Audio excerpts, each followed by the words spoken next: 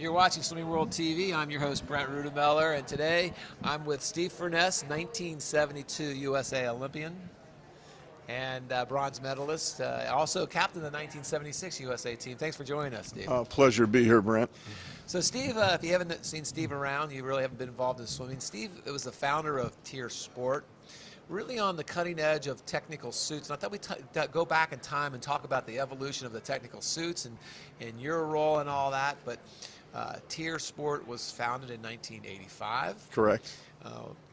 You know, what an incredible, challenge to break through all the competition and establish yourself. So let's go back to the early days in 1985. Okay. Well, it's been a long journey, but like all things, been a lot of evolution, both in the pool and in the business. So it's been wonderful. It's always great when you have the opportunity to do something you're passionate about. Well, you were with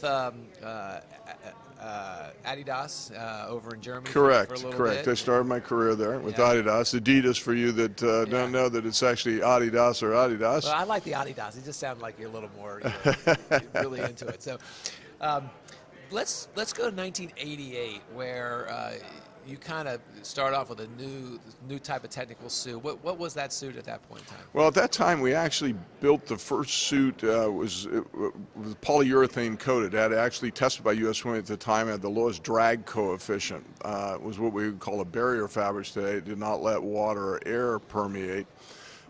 And actually, ironically, 20 years later, that same premise was used very effectively in 2008 and 9 period. But back then, we didn't actually know what to do with it. A lot of athletes complained because it trapped air bubbles, which under the suit, which we now know today would have aided them. But back then, we were trying to get the air out of the suit by venting it. So the polyethylene. Polyurethane. It's actually a coating. Yeah, was first introduced then, and we'll get back to where that played part in the shiny suit era. Yeah, it is. Well, that's kind of exciting. And then you move forward to 2000, where we start seeing long body suits, and That's I know correct. you were one of the first to come out with the long body. That's suit. correct. Yeah, we were one of the first, the 3 manufacturers at that time to come out with long body technology. This was where we were going ankle to, if you remember, ankle to wrist. The great Ian Thorpe wore the great black suit that was wrist to ankle. He was a little bit different than most people were doing shoulder to ankle, but we learned that we could compress the body even further if we had more coverage. So you say compression. So compression was brought on to eliminate form drag. Correct. Move in that direction. What was the controversy back in 2000? Well, the controversy in 2000, ironically, was that the technologies were quite new. We had tested at ICAR at that time in the flume. And just before the Olympic trials, even though we had used the suits, long body technologies had been introduced prior to that. In fact, in one case, there had been a world record broken using long body technology. And as you all, I think everyone in the swimming community knows, the Olympic trials are geared up as a test run of the Olympics. We want to replicate everything an athlete's going to experience in that environment, including the type of equipment they're wearing. And we received a call at that time that the suits would not be allowed for the trials, and we were mystified because we said, well, gee, this is going to be allowed in the Olympics. It's been allowed all the way up to this point. And it came out, they said, well, there's a concern that there would be enough of the new long body technology suits available that every athlete would actually have the opportunity to wear it, so that some athletes wouldn't be at a disadvantage at the trials. And at that time, we and Adidas and Speedo were the brands that actually had long body technology, and through the 3 of us working together in U.S. Swimming, we were able to finally, at the nth hour, make sure there were enough available so that all athletes would have access to long body technology. But it was a little touch and go there for a while. Well, yeah, that's probably nerve-wracking. I think the outcome was now that any suit that comes on the market needs to have a waiting period, make sure there's enough supply out there so that the competition's availability is equal across the board. So you were part of that outcome. Yeah, we're excited. I think it brought about better protocols and procedures where we have a period of testing where all manufacturers can submit new technology, but they cannot release that technology till a later point where we can all release it at the same time. So we get tested in one period, whatever manufacturers submit suits and get approved, and then they're allowed to release those approved suits at a later point. So one manufacturer wouldn't have an advantage over another just because they had submitted earlier or were tested earlier. Yeah. And zippers were being used for the first time. Correct. Correct? So correct. That would assist in the compression, being able to really get it tight in that regard. Since then, they're no longer allowed? Zippers? Well, we obviously at that time were using zippers, and they were very popular with our European athletes. Corseting, basically, both male and female, corseting the core. We could really compress the body mass and make it sleeker, just like a missile. Streamlining concept. It's been around for a long time, but zippers allowed to do that around the body more effectively. But are they allowed now? No, they are not. Yeah. They are not. They were part of the rule change after 2009. And the long body's no longer allowed. That's to go correct. We're now the guys are back to waist to above the knee, and the gals can't go below the knee. So a lot has changed. But that's what's interesting. Someone pushes the limit, and they go beyond the boundaries that people are comfortable with, and then all of a sudden everyone's like, whoa, and then you redraw the boundary. So I think there was another boundary that you were involved with. Let's fast forward to, was it the Tracer? The Tracer suit, were you 2004? Aquapel, actually, in 2004, where we were the first company actually to decompose drag, and there's three components. Most people are familiar with form drag, which we've talked about, and surface drag. Surface drag, how fast water will roll over a surface. But there's a third, which is turbulence drag, which is very evident in higher speed activities like starts and turns, which it creates a detachment of laminar flow. It gets in a lot of physics, but the University of Iowa, back I believe in 1958, learned that by putting a tripwire on the leading edge of the sphere, when you flow water back, it would actually detach, the flow detaches without a tripwire and creates considerable turbulence or wave drag behind an object.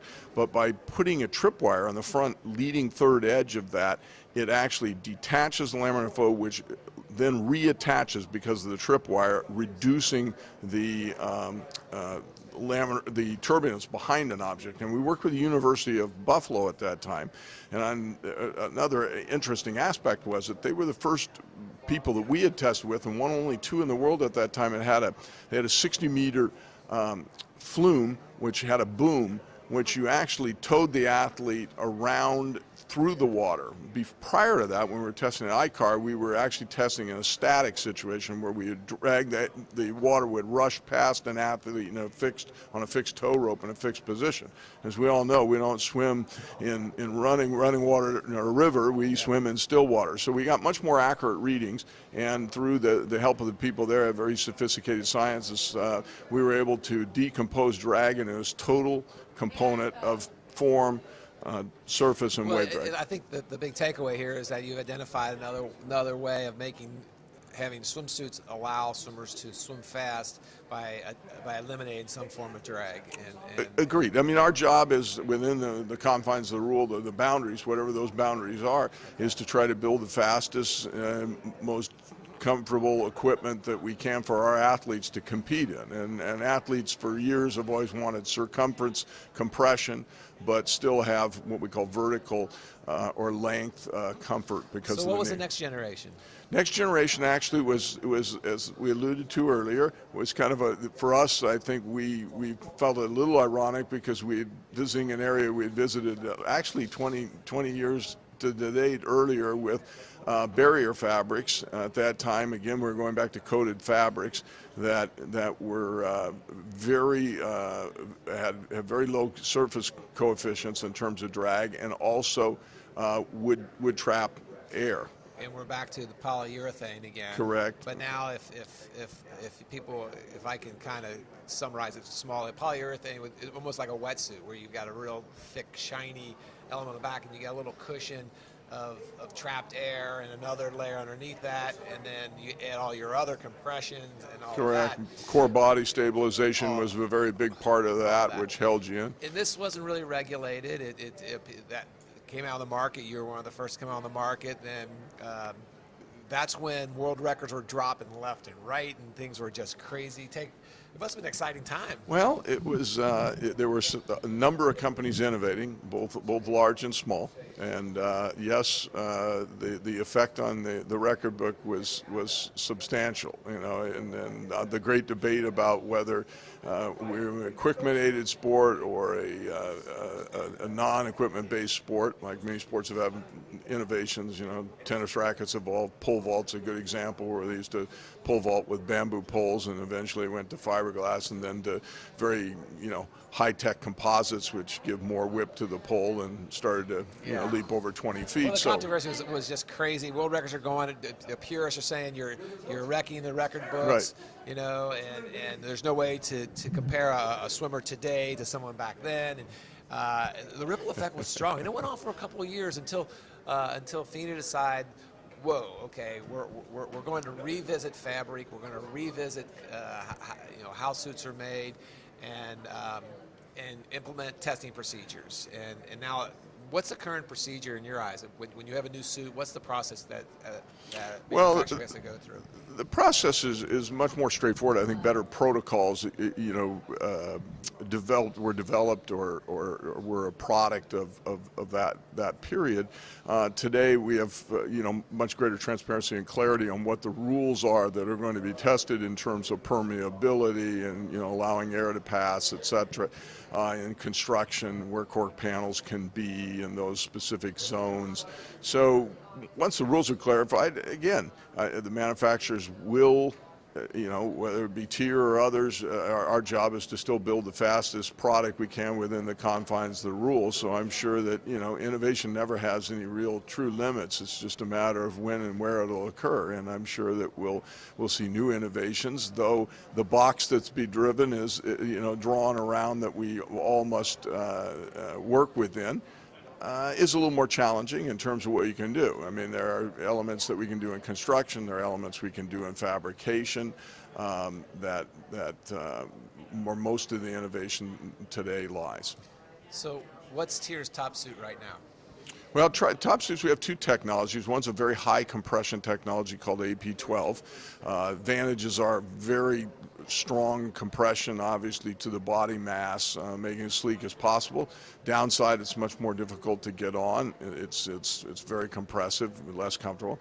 Tracer B is another very popular technology that we have that works where you compress down by sizing down to the optimal size that you feel comfortable in. But we're very excited because we have new technology already passed and we'll be launching in 2015. So great. There's a little, sneak preview. Another round, huh? Yeah. Well, the latest and greatest, hopefully. Everybody's on the edge of the cliff, just ready to go. Well, when you look back at 1985, when you had this idea you were going to jump in this game, and now here we are, 2014, and you're a partner with USA Swimming. You must feel very proud of the evolution of where Tier is today. Well, of course, we're naturally proud of those things. We're very proud of having a relationship with U.S. Swimming. It's a new era. Obviously, have the opportunity to work with our governing body and helping grow the sport. So we're very excited about those opportunities and what they'll bring with brand as well as will bring the sport. Awesome. Well, thanks, Steve. I really appreciate it. Always a pleasure, Brent. Thank really you. Good. Swimming World. This is Brent Rudemeller, Swimming World TV, saying if you want to win, first help someone else win.